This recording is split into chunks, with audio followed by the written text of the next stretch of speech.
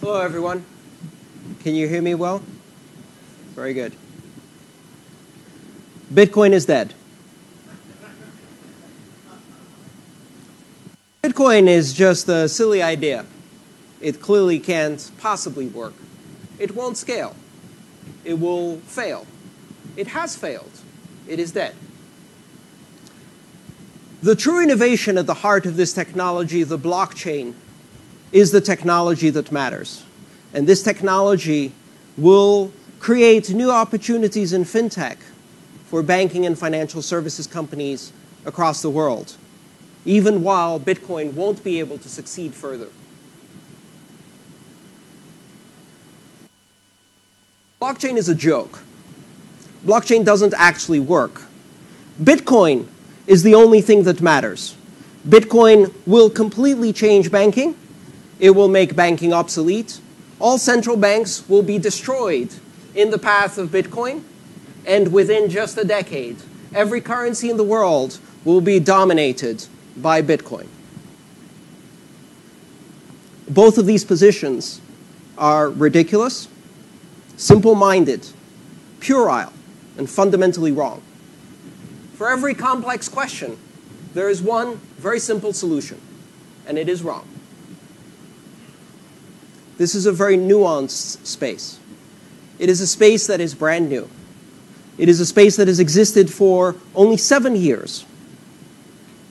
And yes, it does represent something truly revolutionary, a fundamental change in our understanding of trust, a change in the way we organize authority and trust from hierarchical systems to network-centric flat systems, a reimagining of what it means to have currency, how currency derives its value, a new system for disintermediating intermediaries, a rebalancing of world affairs. All of these things are true. But we don't really know how this is going to play out, which is the most exciting part of my job. Bitcoin is one of the few spaces and one of the few experiences I've ever had in my life where I feel that I am sitting on the front rows of history, observing history in the making. History is not the past. History is how we change the present to affect the future, and we are doing this right now worldwide. And by we, I don't just mean Bitcoin. I mean the much broader space. So, before we go to a very simplistic answer, what is called in some spaces Bitcoin maximalism, or to the opposite extreme, where we discount Bitcoin as an unruly, ragtag, anarcho-capitalist dream that is silly on its face, and clearly serious people, scientists, people with PhDs have said that this will soon die. Before we go to these extreme two positions, we really need to understand the nuance. What is Bitcoin? What is the blockchain? What do these things have at their very core that gives them the characteristics they have? How do you tell them apart? What are the differences between the systems? And what applications do they have? And so my goal today is to really try to answer these questions. So what is Bitcoin? Bitcoin is the first blockchain. Bitcoin is the largest open global blockchain that exists today. Bitcoin is the first borderless, transnational, open system of access for financial payments and trust that enables innovation without permission, with high resistance to censorship, coercion, and geopolitical manipulation. Bitcoin is a mathematical proof system that is fundamentally neutral to participants. It exhibits a principle that on the internet we call net neutrality and brings that to finance, which of course terrifies people. Finance without concern for source, destination, or amount. Neutral routing of transactions, equal for everyone. That idea is terrifying. Where does authority come from? Where does trust come from? It's almost as if suddenly we no longer pay attention to the New York Times, and instead anyone can publish their opinion without an editor. What will the world come to? What the internet did for communication, Bitcoin is doing for finance. It is introducing a fundamentally different, network-centric and flat system that allows us to do transactions without recourse to authority or intermediaries, and that derives trust from the collaboration and computation of thousands of nodes. It uses a blockchain. Blockchain is one of several components that make Bitcoin work. And if you focus too much on blockchain, you may miss the point. What is the most important technology of the internet? What is the really important invention that makes the internet work? TCP/IP? Packet switching? TLS? But to take the internet and consider it only as a packet switching network means that the internet and an intranet, the internet and your local area network, are equivalent. Are they? Really? Was the real opportunity to be able to do packet switch networks? Or is the real power of the internet the fact that it is open, global, transnational, borderless, censorship resistant, open access, and anyone can innovate without permission? This is the crucial issue.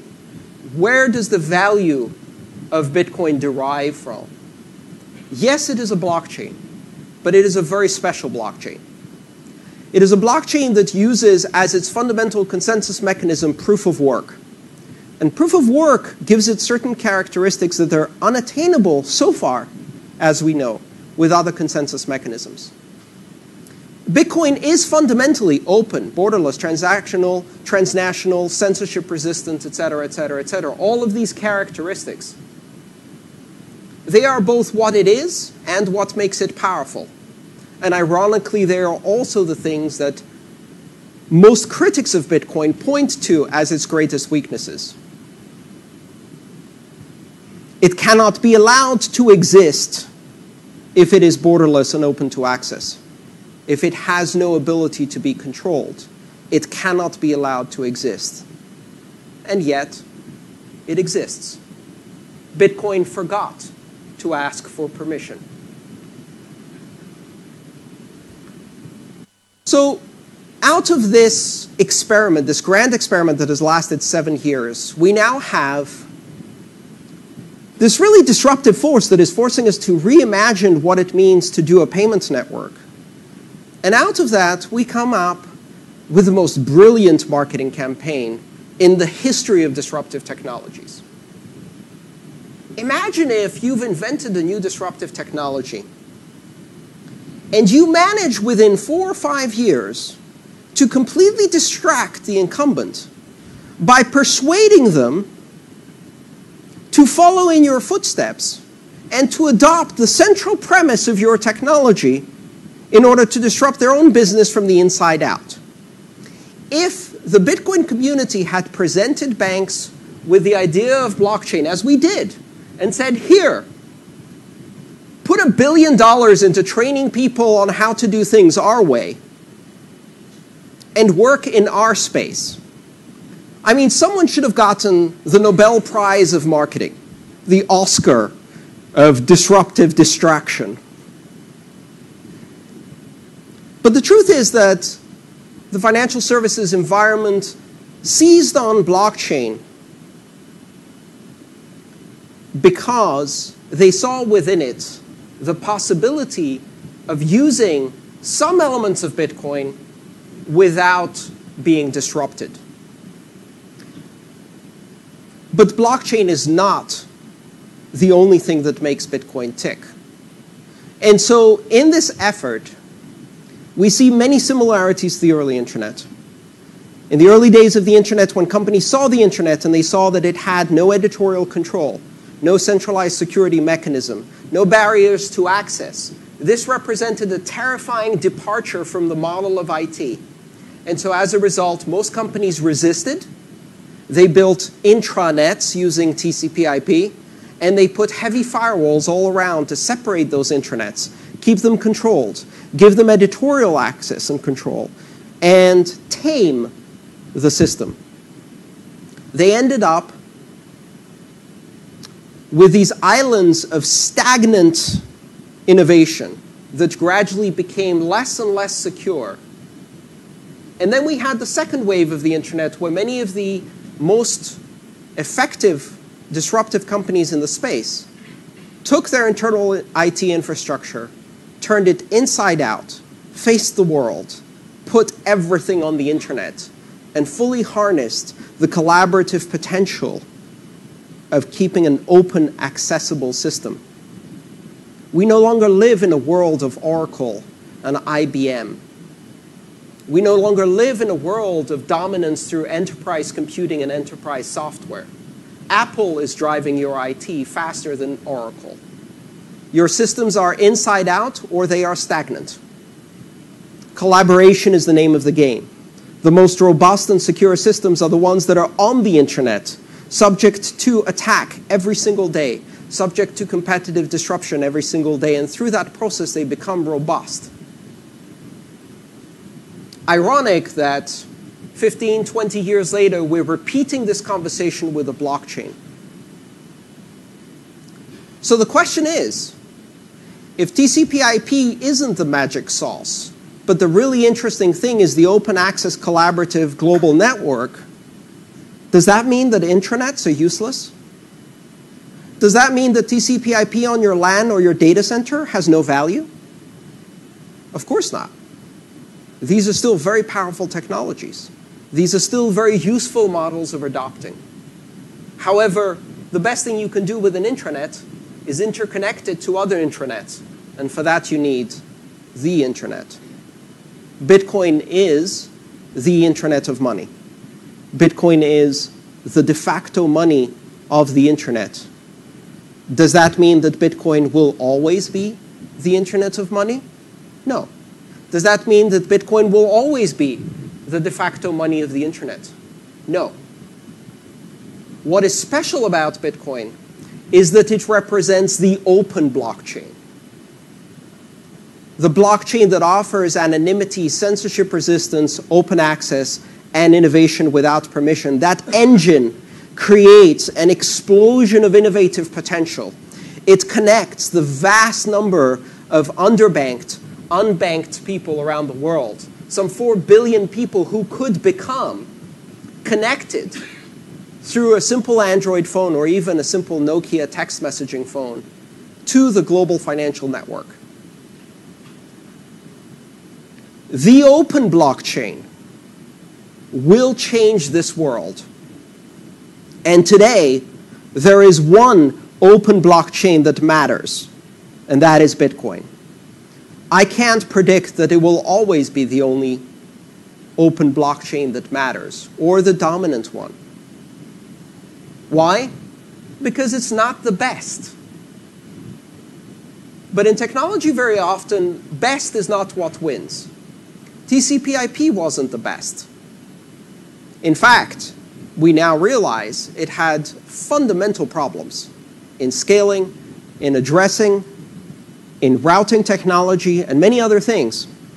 And yet, TCP/IP was good enough at scale with network effect so fast that it became irreplaceable. In fact, it has now become unupgradable. TCP/IP is so embedded into global networking that it resists its upgrade to IPv6 and has resisted its own upgrade for almost 20 years. IPv6 is coming. IPv6 has been coming since 1995. Any day now. But clearly, IPv4 is dead. And the internet can't possibly scale beyond Usenet, can't possibly scale beyond email, can't possibly scale beyond attachments, can't possibly scale to voice, can't possibly scale to video, can't possibly scale to HD video, can't possibly scale to Oculus VR 3D 4K capabilities. Of course it can't. It doesn't for a while. until it does, and then we shift the goal of what scaling means. And Bitcoin can't scale to Visa until it does. Bitcoin can't scale to a global transactional network until it does. But I can tell you what Bitcoin can scale to. Bitcoin can scale to a $7 to $10 billion secure transnational network that remains up and running 24 hours a day, 365 days, for 7 years running without a single successful attack against the core protocol. Not because there have been no attempts, but because Bitcoin has been under attack from day one, 24 hours a day, by some of the most sophisticated adversaries the world has seen. Why? Because Bitcoin has a $7 billion security bounty for breaking it. It is a system that is on the internet and lives right there in the dirt, in the war zone of internet security. And it survives. And as it survives, it gets stronger every day. So now, if that's what Bitcoin is, maybe this will be the one that becomes the internet of money. I can't predict that.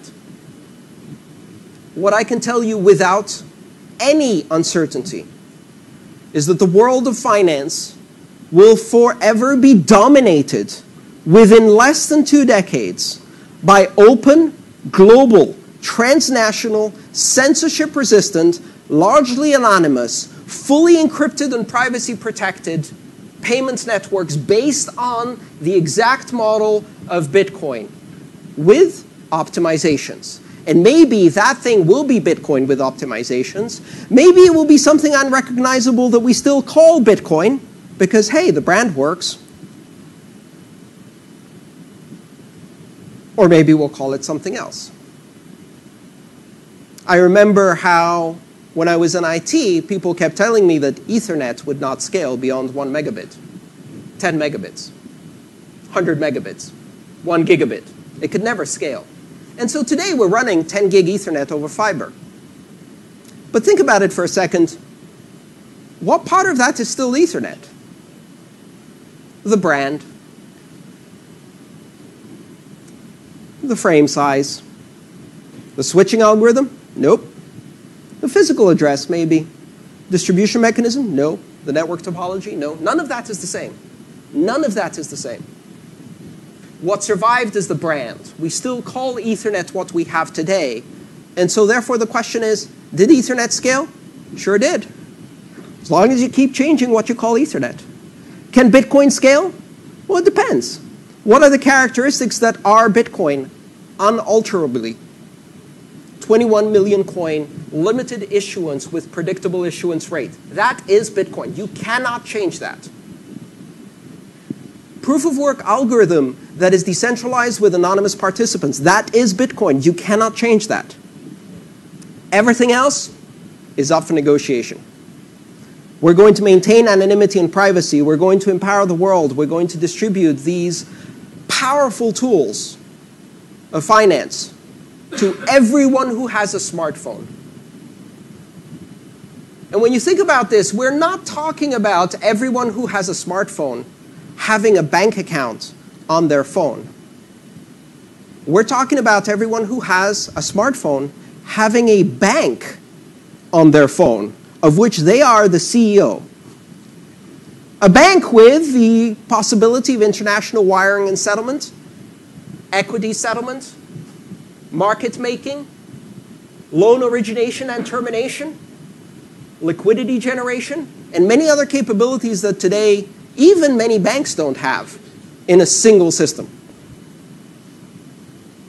And one day, a decade from now, a 6-year-old will be able to open a bank on their phone and become a banker. Perhaps even issue their own currency and become a central banker. That sounds insane. But that is absolutely the world in which we now live. The possibility of any individual on this planet issuing an unforgeable, global, secure, instantaneous currency is now within the reach of anyone. The recipe exists. Will it be Bitcoin or will it be something else? I don't know. But it will be an open, global, private, censorship-resistant, transactional, and transnational network. And so then the question becomes, what are we going to do with blockchain? And what's going to happen to the banks? Well, some of the banks will adapt. And blockchain will have some very interesting applications. Blockchain has certain useful characteristics. As a technology, blockchain in general is not an answer. If you say, I have a blockchain, what that prompts me to do is start asking you questions. It opens many questions. For example, what is the consensus algorithm? What is the control structure and governance structure? What is the model for currency generation or token generation? What is the authority for issuance? And what are the characteristics for security? And so if you start asking those questions, you can decide, okay, what type of blockchain is this? Is it open? Is it closed? Does it use proof of work? Or does it use a different consensus algorithm? Are we talking about a proof of authority, signing instead of mining, centralized network that is a consensus consortium between 5 or 6 banks, for example, with a closed permission-based access for specific participants? Maybe that's what we're talking about. But when you're talking about that, you need to understand what are the limitations of that technology. What does it do and what does it not do? Just because it's blockchain doesn't mean it will do everything that you think it will do.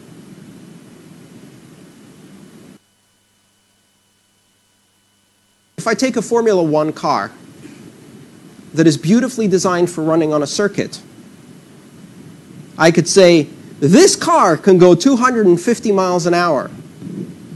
Fantastic. On what road? Because if I take it into downtown Milan, my average speed will be 15 miles an hour because of traffic. And if for what miraculous reason the road ahead of me opened up and I tried to hit 250, the car would disintegrate because of the road surface condition. And so just because it's a powerful vehicle doesn't mean that if you put it in a different context, it can operate. It has to be suited for the purpose. So let's examine some of the nuances. First of all, immutability. One of the things that people suggest that blockchains have as an inherent characteristic is immutability. The fact that you can record something on that ledger, and once you record it on the ledger, it cannot be changed.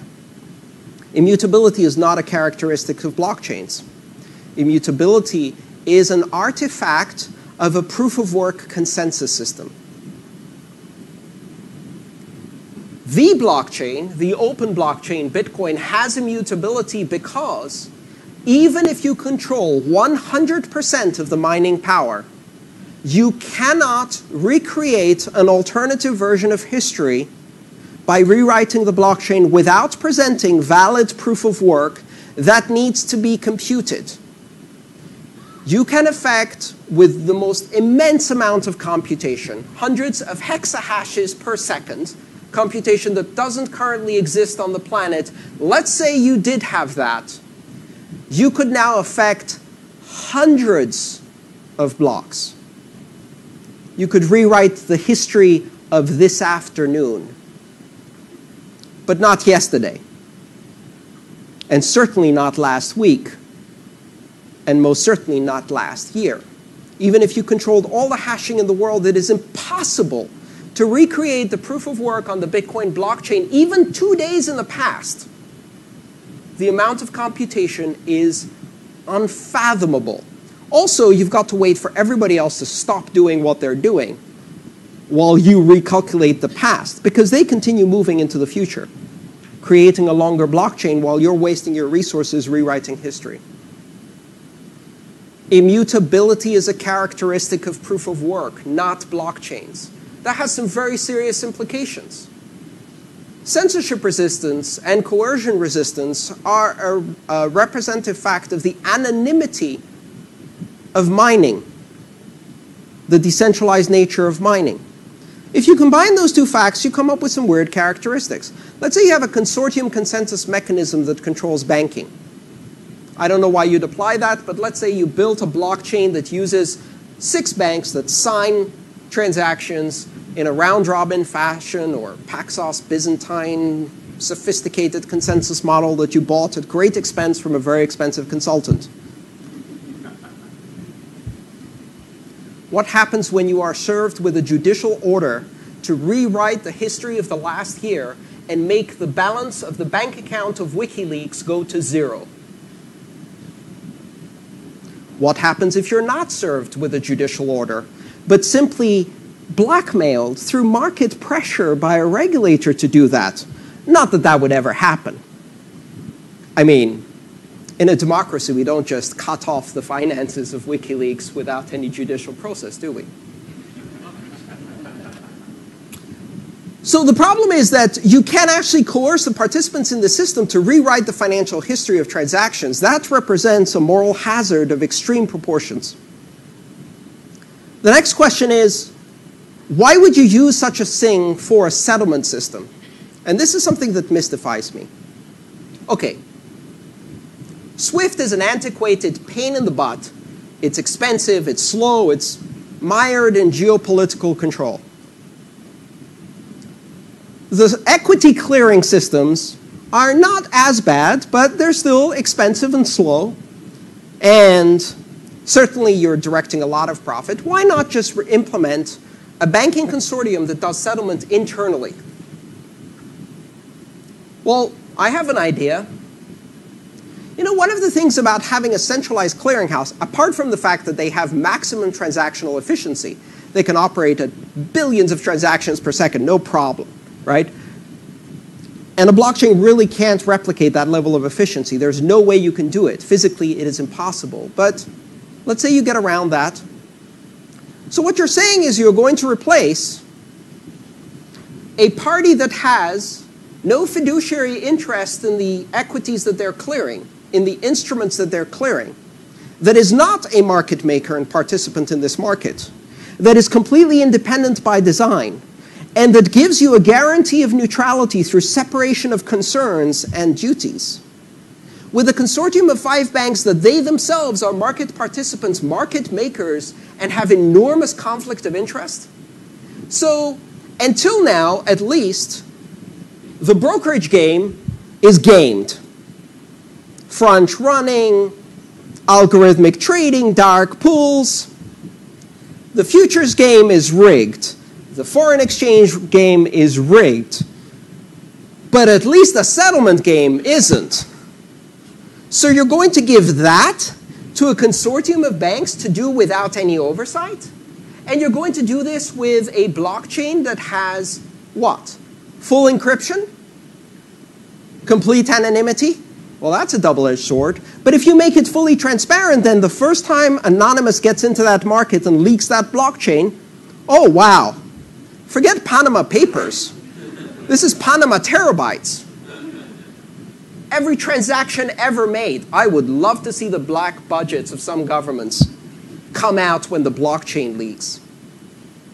And how do you protect the keys? How do you protect the keys that are used to sign this consensus algorithm?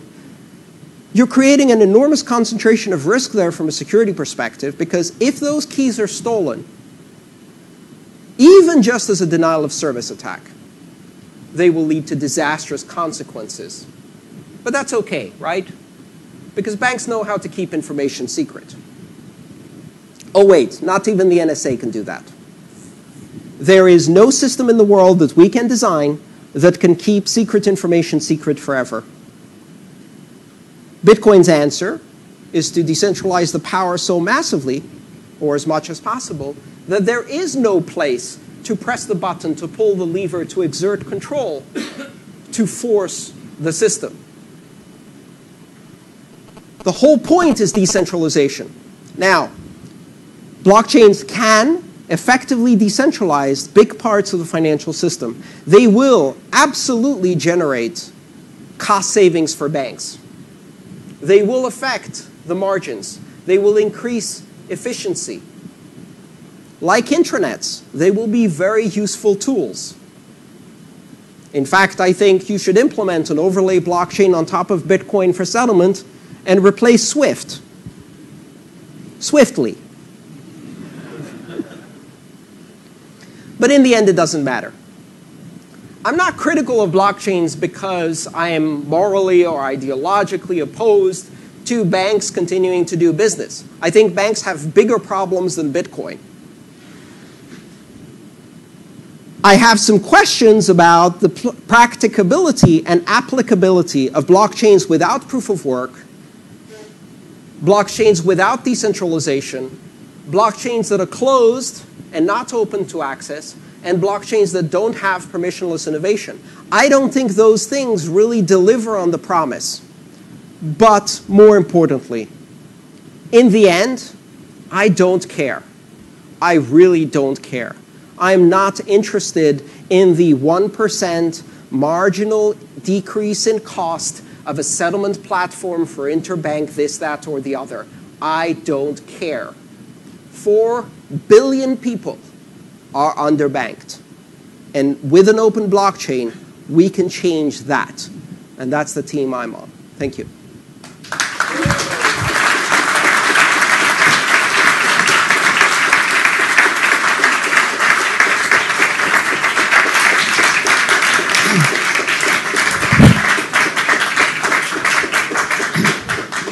Thank you, Andreas. Thank you. Thank you for your compelling view on the relationship between Bitcoin blockchain, the future of our central banks. We have a representative from the Bank of Italy, the payment systems, the currency we have in our wallet, our financial institution clients, and also on us as consultants. So thank you. Before we go to the next speaker, as you are so knowledgeable about Bitcoin, I have a question on I would say on the compelling story of the day. Who do you think is Satoshi Nakamoto? Do you know him? I have to inform you that we have journalists in the room, so... I don't know. I don't care. It doesn't matter. Bitcoin is not a system of proof by authority or reference to authority. It is a system of independent and neutral mathematical proof. What that means is that it stands on its own without appeal to its author or creator. I have no idea who Euclid was, or even if Euclid existed. Euclidean geometry is part of my daily life. Whether Euclid existed or not, whether Euclid was a group of people or an individual, whether Euclid was a nasty, malicious pervert or a saint, it doesn't matter. Now, some people will say, yes, but Satoshi Nakamoto has 1 million Bitcoin. What happens if Satoshi Nakamoto sells all 1 million Bitcoin in one moment? I'm a bit more worried about what happens if the Chinese central bank sells all of their dollars in one moment, which percentage-wise is a bigger problem. Yes. About what happens if Saudi Arabia decides to change the fundamental supply characteristics of oil in one moment. Or even what happens if the Walmart family decides that the yuan is a better investment than the dollar and they exit. Market fundamentals mean that these things don't matter. Bitcoin survives regardless. And the identity of Satoshi Nakamoto, the only thing it is guaranteed to deliver is sensationalist articles that give us more appeal to authority. But in the end, Bitcoin is not governed by Satoshi Nakamoto. Bitcoin is governed by algorithms. Thank you. Andreas. Do we have any time for questions? We have many questions coming from the audience. So as there are so many and time is passing quickly, I would like maybe you to read one of them, and maybe we answer these questions and send the mail to the audience later on, because otherwise we wouldn't have time for the next speakers. So is there any question you would like to answer? Let me see just a second. Sure.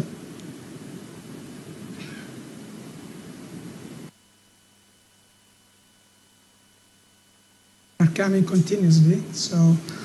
I think will the success of blockchain be defined by a push factor from the market or a pull factor from the audience as is happening now? I'd like to shift that a tiny bit and talk about the open blockchain, the global open blockchain, Bitcoin, as it exists today. I said we forgot to ask for permission, but we also don't need support. This is not a system that is going to work better if banks support it and back it. It is not a system that is going to have an increase in trust if we add intermediaries.